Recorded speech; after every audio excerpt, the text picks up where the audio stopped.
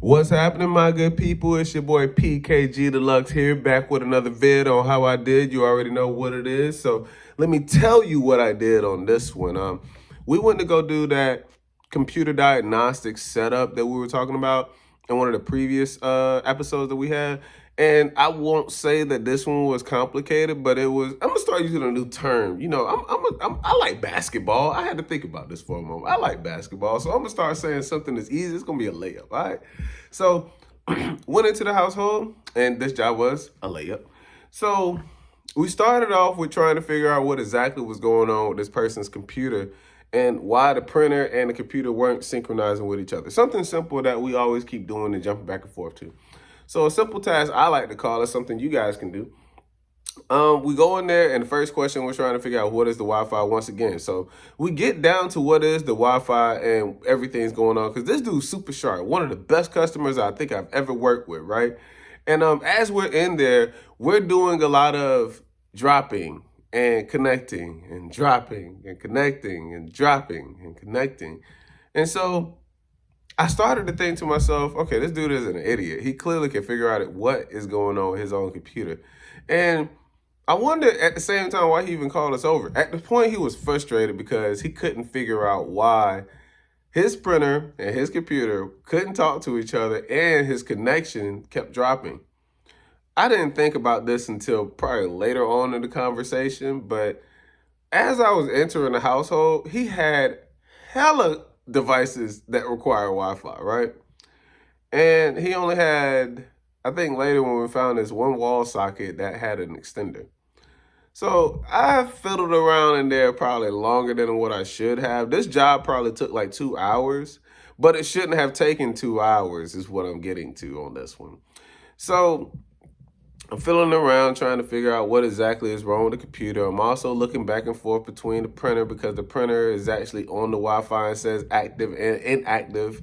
As we're going between the two, it'll read on the computer and then drop the computer. So I'm a little like, what's going on?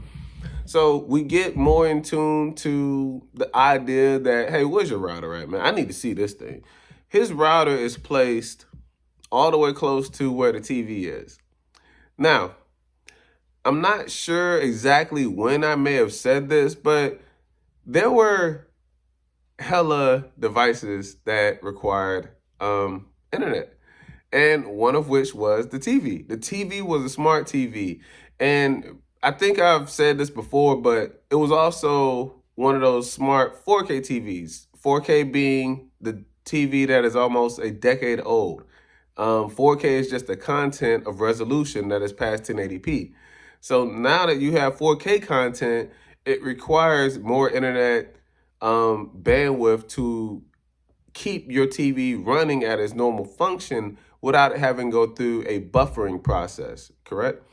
All right, so I understood at this point he had a 4-bedroom house and 4 TVs in each room, one of which was the office room, and all of them were 4K.